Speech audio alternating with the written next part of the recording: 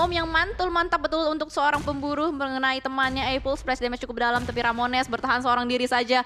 Dia harus buying time untuk temannya melakukan revive di bagian perbukitan. Seberapa lama Ramones bisa melakukan buying time? Betul, karena dari seorang Swavelsi ditarik mundur menyelamatkan drone, tapi di sisi depannya ada yang kenok juga kali ini. Tapi dari Forivals, apakah mereka sadar bahwa tadi player yang kenok itu dari tim lawannya mereka? Karena kan nggak muncul di kill feed, yang muncul hanya player berapa yang kenok.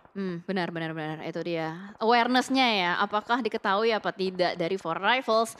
Dan sementara dari Ramones yang ter-takedown di belakang sana, Swavel berhasil untuk menyelesaikan misinya, menyelamatkan seorang drone. Di sisi lain juga V-Gaming bertemu dengan EVOS, terpantau dari bagian elimination feeds-nya ada beberapa nama yang mulai bergulir juga.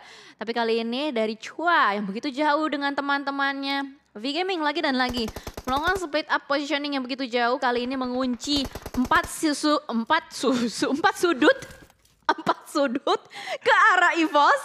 Dan apakah EVOS bisa ditangkap atau EVOS yang bakal ngedefense area tersebut? Pasti lu pengen ngomong sudut sama sisi. Iya, jadi. Tahu gua.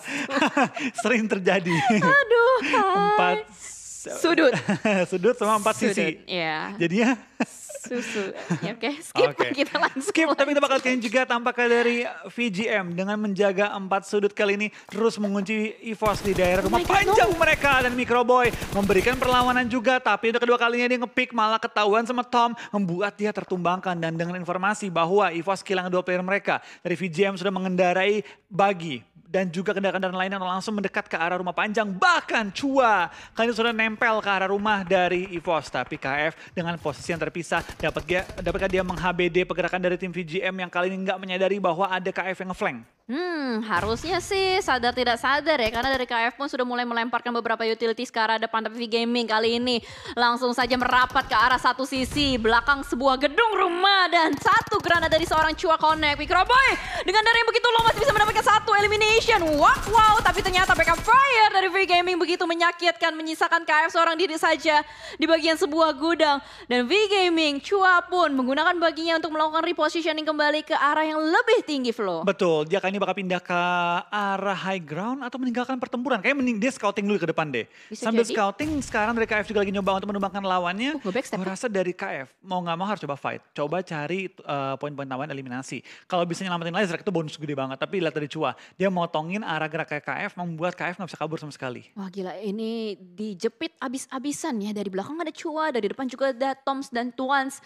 KF berada di posisi yang cukup sulit karena ini adalah sebuah gedung dengan posisi terbuka, di mana bagian depannya nggak ada pintu, belakangnya juga nggak ada dinding. Dan dari Chua pun kayaknya menyadari hal tersebut, langsung saja digunakan baginya untuk merapat lebih dalam lagi. Tapi Twans dan Tom mulai mendekat kembali. Wah, Chua, sebuah bait.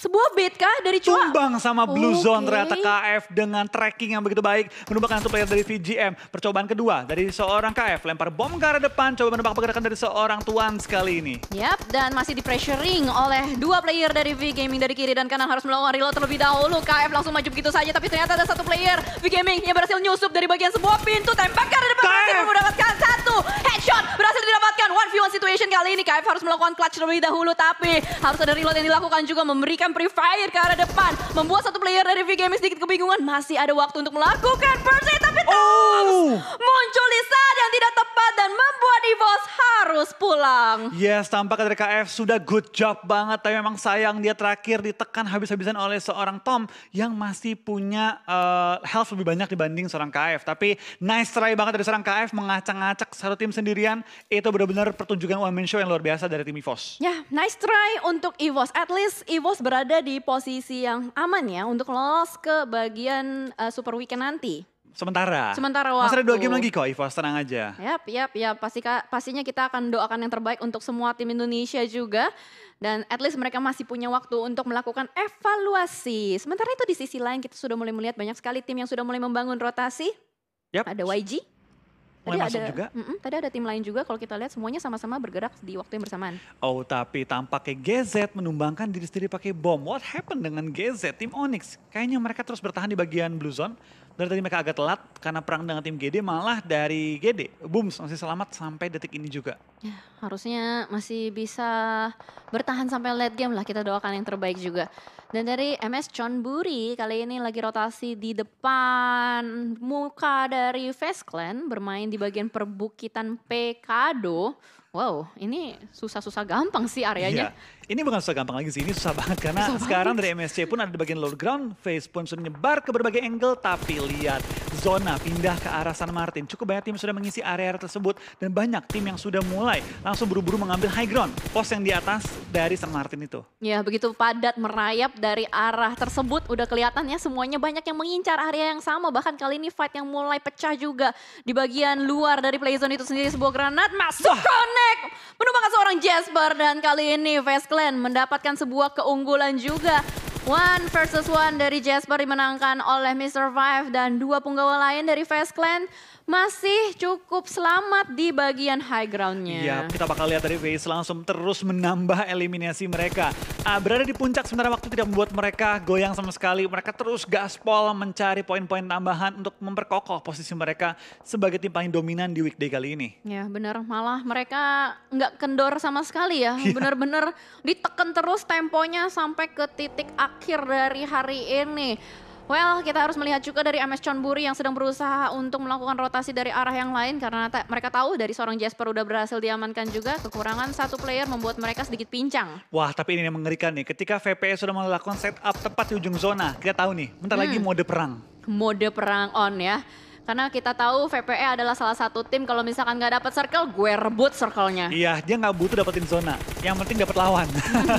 Tapi kita bakal lihat dari 2E kali ini bakal nahan di pinggiran zona ketemu dengan tim MSC. Tim yang memang selalu juga rotasi dengan tempo yang agak lambat. Malah saling ngelock. Ada VPE, ada MSC, ada 2E juga di bagian low ground. 2E menjadi tim yang paling ditekan habis oleh MSC dan juga VPE. Bahkan ada player mereka knock out tapi oleh Blue Zone. Karena terkena peluru panas yang membuat dia low banget. Ya, low health dan akhirnya tertumbang oleh Blue Zone itu sendiri. Eagle yang tertekan di bagian zona biru kali ini juga sudah mulai dikunci pergerakannya oleh player-player dari MS Chonburi. MS Chonburi juga berada di papan atas. Kalau kita sadari itu top 4-nya semua dari tim Thailand sih. Betul, ini top 4 memang didominasi banget oleh tim Thailand. Tapi ada kemungkinan juga dari tim NFT dan juga dari 45 bisa mengejar nih tim Onyx yang sekarang ada di 66 poin. Dan juga tinggal menyisakan satu member mereka setelah tadi GZ sedikit blunder kena bom. Yap, benar. Masih ada waktu dan masih ada chance karena Onyx sudah dipulangkan oleh Axis.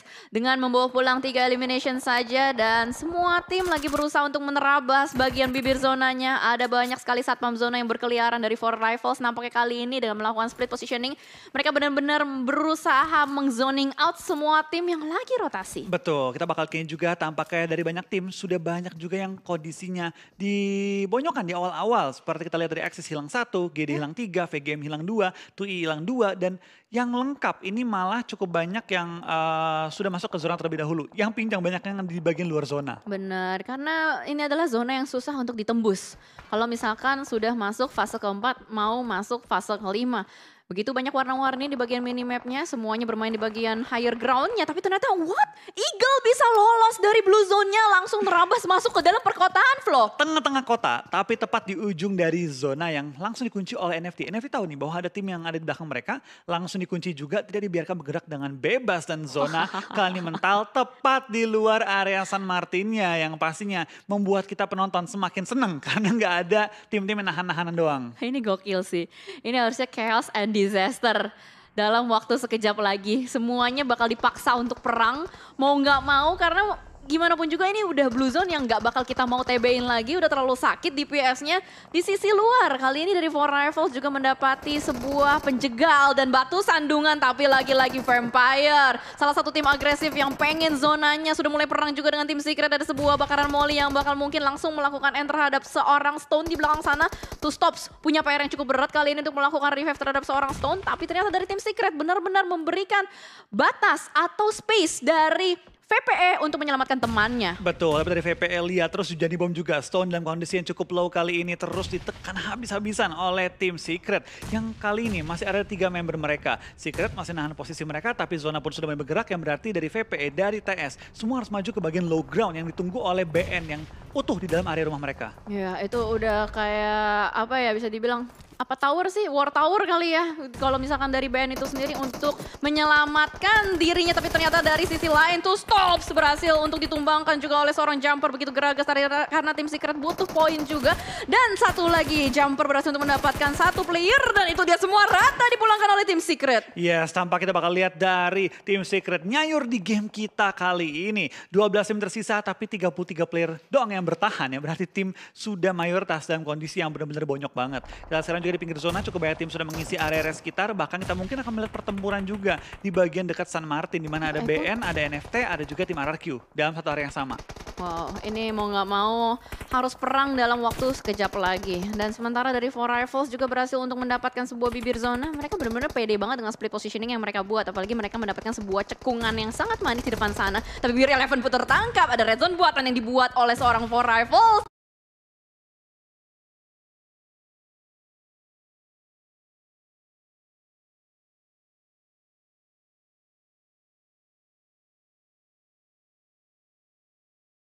Dan itu dia, Face Clan satu persatu rata dan pulang. Iya, tapi kita bakal lihat di pinggir zona juga masih ada pertempuran di antara RRQ dan juga tim NFT. Dimana kita lihat kali ini dari tim NFT dengan 3 player mereka menghadapi tim RRQ dengan 2 player mereka. Ya, langsung saja close combat pun nampaknya akan terjadi sebentar lagi karena masih ada setup smoke yang dibangun oleh kedua tim. RRQ menjaga di bagian second floor-nya ada Mort kali ini yang berjaga dengan Voldemort seorang diri saja. Berduaan di bagian sebuah rumah tapi NFT berusaha untuk menyisiri bagian lantai 2-nya juga dari Swavel mungkin akan melemparkan sebuah granat ke arah Voldemort. Betul, Voldemort terus jadi bom juga membuat dia cukup low tapi dari kedua tim ini masih stalemate. Nyari bisa saling menumbangkan. Satu knock dari tim NFT ini pasti membuat tim RRQ tertekan habis-habisan karena 3 lawan 2 kondisinya. Benar, dari segi player diuntungkan untuk NFT. Tapi dari RRQ mereka mendapatkan lantai 2-nya, namun ternyata zona udah nggak bisa diajak kompromi nih, sudah mulai mengecil kembali. Terpaksa harus fight bentar lagi nih. Mau tidak mau, harus bonyok-bonyokan, bahkan Mort masih berusaha untuk melakukan healing dan boosting terlebih dahulu juga dari Voldemort demikian. Tapi NFT benar-benar memberikan tekanan terus-menerus juga ke arah RRQ. Lontaran utilities demi utilities dilemparkan, tapi semuanya perang di luar sana. Dan White Cat dari sisi luar melemparkan semua granat dan RRQ ternyata tiba-tiba dipulangkan begitu saja. Tiba-tiba dari BN malah yang melempar bom dan menumbangkan 2 player dari tim RRQ. Dia tahu nih 2 tim Indonesia lagi ribut biar damai aja, gue tumbangin 1. Dan sasarannya benar-benar on point banget yang ada di lantai 2. Well, life must go on. Nice try untuk RRQ. Kita masih punya NFT juga yang berjuang untuk sementara waktu dan Axis melakukan penyeberangan yang sangat berani dengan sebuah smoke yang sudah mulai tipis juga dan selamat Mika dan Voki berhasil untuk mendapatkan touchdown di jalanan seberangnya. Betul, tapi kita bakal lihat juga dari tim YG. Mereka masih punya angle nembak dari balik kendaraannya. Tapi sementara waktu kita bakal lihat lain sisi dari tim Infinity juga masih berperang lempar bom. Bahkan mereka sudah menguasai pinggiran circle dengan sangat baik. Iya, udah nggak ada lagi tim atau member yang berada di dekat dengan Infinity kan, udah di zoning out semuanya, dimusnahin satu-satu dan dia dapetin posisi yang sangat enak. Bahkan di sisi lain NFT lagi berusaha untuk bersaing dengan BN United mendapatkan bagian bibir zona, tapi Sunoas menyadari keberadaan dari NFT juga masih diberikan pressuring, drone pun dilululantahkan, masih ada Swavel dan Flippy juga. Swavel yang sudah mulai bergerak lebih dalam lagi, mampukah NFT menumbangkan BN United? Yes, kita bakal lihat dari BN terus bertahan di pinggir-pinggiran broken wall. NFT tinggal menyisakan 2 member mereka coba untuk lempar bom juga, tapi dari BN kehilangan White Cat kali ini. Spray down dari Swavel belum menemukan targetnya, tapi membuat mereka sadar bahwa mereka dalam bahaya. Flippy ditekan oleh Capone, membuat dia tertumbangkan dan Flippy tidak bisa bergerak dengan bebas lagi. Swavel dapetin 1, tapi langsung dipulangkan juga ke arah lobby, tapi tumbang nomor 5. Nice try dari tim NFT.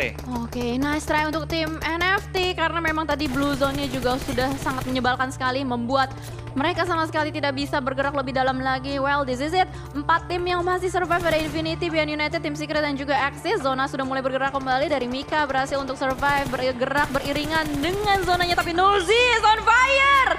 Ini dia Nuzi, si kumis lele yang kita tahu dan Tiba-tiba selesai kali ini oleh tim Infinity. Tampaknya dari semua member Infinity fight di angle-angle yang berbeda. Sehingga semuanya diurusin sekaligus.